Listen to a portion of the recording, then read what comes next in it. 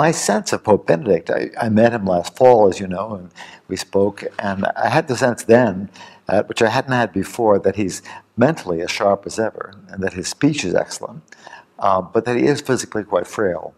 He's a bit stooped, he walks slowly, he uses a cane when he walks, and I imagine he has to deal with fatigue and with other, growing ailments of age.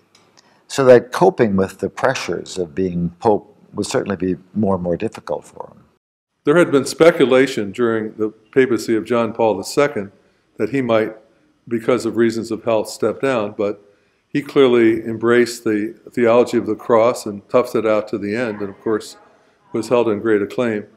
But I think the circumstances now are probably going to be repeated over and over again as people live longer.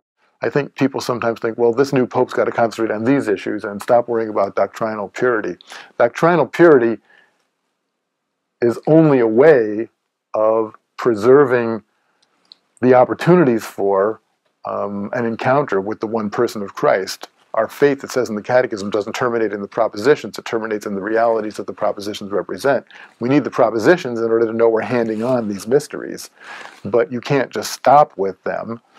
And so evangelization doesn't mean stopping with them. It means seeking the God who, an encounter, and nurturing an encounter with the God who is love. But that encounter is not just vertical, it's in the church.